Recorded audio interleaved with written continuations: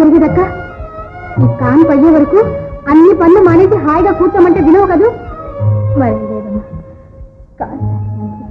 ఆ చెయ్యి కూడా జారింటే పద.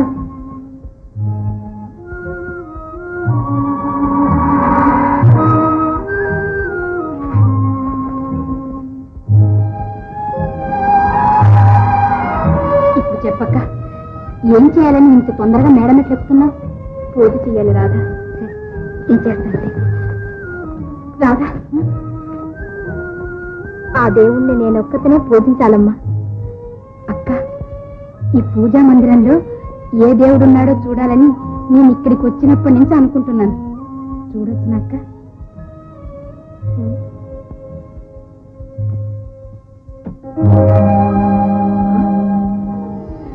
అక్క, నువ్వు పూజించేది బావగారి ఫోటోనా?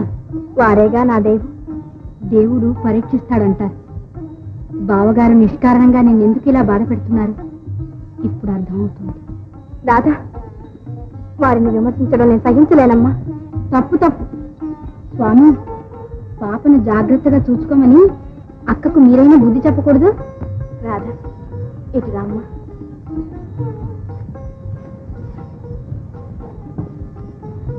రాధా, పతిని పూజించటంలోని పరతత్వం నీకింకా అర్థం కాలేదమ్మా. నిర్వికారుడు, నిర్గుణాత్ముడు అయిన ఆ పరమాత్ముణ్ణి అందుకోవడంలో మగవారు కష్టపడి ఏ రాముడిగానో ఏ కృష్ణుడిగానో రూపకల్పన చేసి మనసులో నిలిపి ధ్యానించుకోవాలి.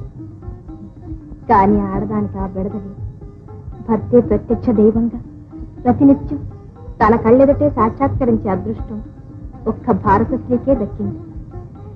మగవారి కంటే మనెంతో ధన్యులం రాదా. ధన్యులం కదా అని భర్త ఎన్ని బాధలు పెట్టినా నోరు మూసుకుని ఊరుకోవాలా రాధా? నడవడి యొప్పకయుండిన కడు నిర్దయుడైనా పతియే గతియును తనకెక్కుడు బంధుండును ప్రియుడును పడదులకున్ పరమ గురుడు పరదేవతయం.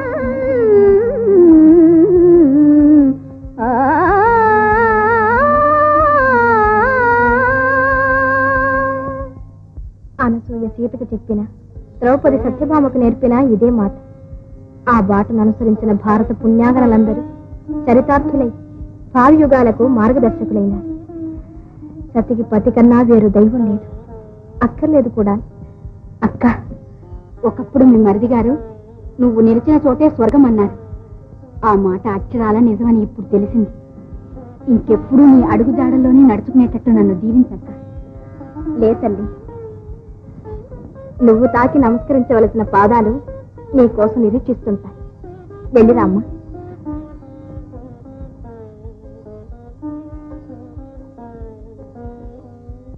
ఓ రాయనదేవి గారా? రాజలక్ష్మి గారు ఉన్నారా? పైన ఉన్నారు, వెళ్ళండి.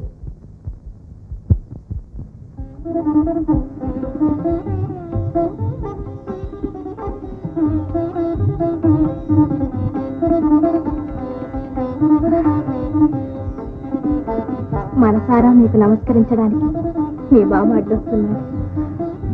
మరేమి అనుకోకండి. మీ మూర్తి ఎప్పుడూ మా ఇద్దరి మనసుల్లోనూ మెలిగేటట్లు మమ్మల్ని దీవించండి. ఎవరు? రాగిణీదేవి గారా? రండి. ఏమిటి అలా చూస్తున్నారు?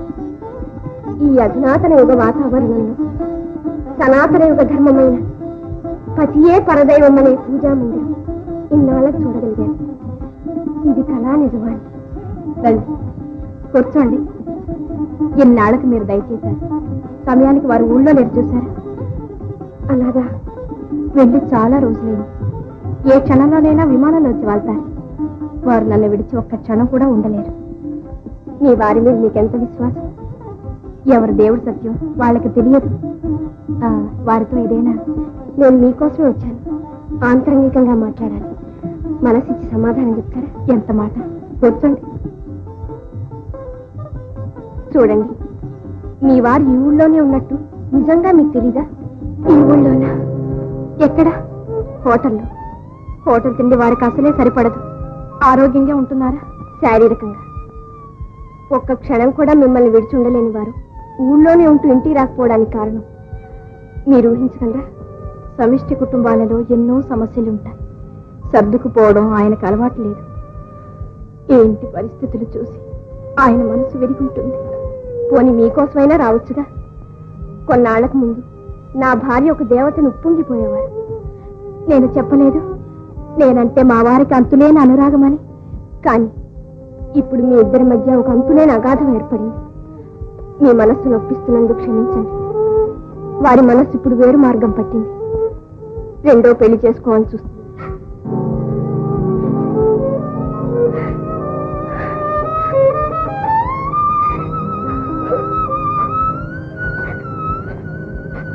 వారికి ఇష్టమైతే రెండో పెళ్లి చేసుకోవడానికి అభ్యంతరమే ఉంది. చట్టం వారి ఆనందానికి అడ్డు రావటానికి ఏ చట్టానికి హక్కు ఉంది? ఎవరు చేశారు ఈ చట్టం? పతిభక్తి పతిభక్తి అంటూ నిండు బ్రతుకుల్ని త్యాగం చేసుకుని మీలాంటి పాతకాల భార్యల్ని కాపాడడం కోసం పెద్దలు చేసింది. నేను వారి కోరికకు సమ్మతం తెలియజేస్తే అమ్మా, అలాంటి మూఢభక్తి ఈ కాలంలో పనికిరాదు. రాగిణీదేవి, భక్తికి ప్రేమకు కాలంతోనూ యుగాలతోనూ పని లేదమ్మా. అమ్మా, వారు ఆలోచించనిదే ఏ పని చేయరు. ఈ తప్పంతా నాదే. కుటుంబ జీవితంలో కూపస్థ మండుకాన్ని వారి కోరికలేదీ తీర్చలేకపోయాను. పని పాటలతో పాతకాలపు ఆచారాలతో మురిగిపోయిన నేను వారితో సరిసాటిగా తిరిగి వారిని సంతోష పెట్టలేకపోయాను. వారి ఆశలు తీర్చి ఆనందపరచగల అర్థాన్ని లభిస్తే నాకంతకన్నా కావాల్సింది లేదమ్మా. ఈ జీవితంలో నేను కోరుకునేదల్లా ఒక్కటే, వారి శ్రేయస్సు, వారి సౌఖ్యం. వారి పచ్చజే వారి మూర్తిని ఆరాధిస్తూ ఈ జీవిత శేషం చెల్లించగలిగితే నాకంతే చాలు. లక్ష్మి, నీ ఒక వ్యక్తివి కాదు, ఒక వ్యవస్థ. మన ప్రాచీన సాంప్రదాయాలకు సతీ ధర్మాలకు ఆదర్శమూర్తి. నీ వంటి సతీమ తల్లులో లేకపోతే మన భారతీయ సంస్కృతి ఏనాడో అంతరించిపోయేది. అమ్మా, నీకిదే నా వందనం. వదిలే, నీవు స్త్రీ జాతికి సిగపు అనుకున్నాను ఇంతవరకు. కానీ మానవ జాతిలో అవతరించిన దేవతామూర్తివని ఇప్పుడు తెలుసుకున్నాను. ఆ మందిరంలో ఉండవలసింది అన్నయ్య బొమ్మ కాదమ్మా, నీ దివ్యమంగళ విగ్రహం. మాతృమూర్తి, నేనుండగా నీకే కొరత రాని అని తల్లి. ఆనాడు తాను పోగొట్టుకున్న ఆనందాన్ని తిరిగి అందిస్తాను అన్నయ్యకు మాటిచ్చాను. ఈనాడు నువ్వు పోగొట్టుకున్న అన్నయ్యని తిరిగి అందిస్తాను నీకు వాగ్దానం చేస్తున్నాను.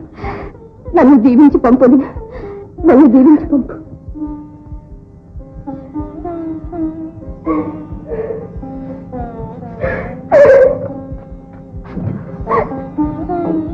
నా పూజలో ఏదో లోపం జరిగింది. నీ ఎడలో నేనేదో చెప్పరాని అపరాధం చేశాను. అందుకు నన్ను శిక్షించండి, ఆనందంతో అనుభవిస్తాను. అంతేగాని మీరు బాధపడకండి స్వామి, మీరు బాధపడకండి.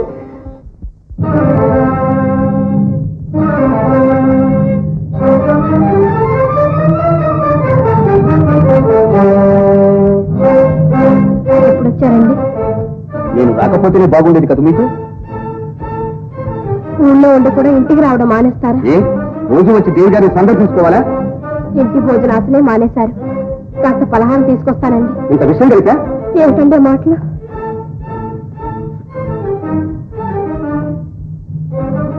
అడ్డులే. మీకు నేను ఎన్నడూ అడ్డురాను. మీకు అలవాటు లేదు, నేను సర్దుతానండి. నీ సాయం నాకు అక్కర్లేదు, నీకే చెప్పేది. మీరేమీ చెప్పనక్కర్లేదు, రాగిని అంతా చెప్పింది. రాజులో ఇచ్చారే.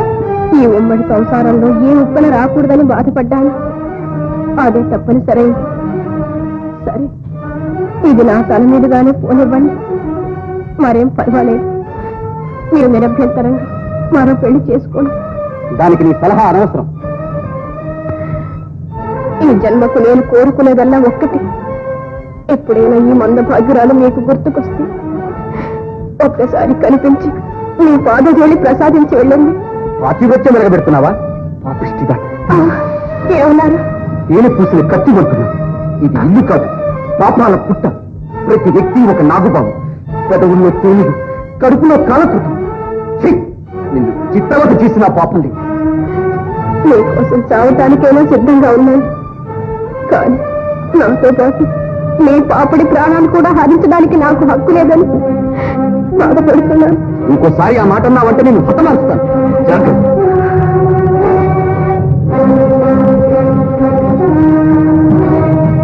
నేనెంత కోపం రావడానికి నేనేం పాపం చేశాను చెప్పండి.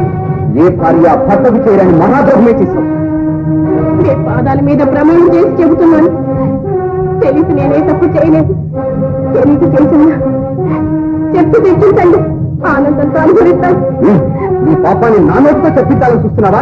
జాగ్రత్త. నన్ను ఉద్రేకపరిచి నాలోని పశుత్వాన్ని రెచ్చగొట్టదు. ఏమైనా సరే నా తప్పు చెప్పండి, మిమ్మల్ని వెళ్ళనివ్వను. చెప్పండి. ఛీ! రాక్షసి.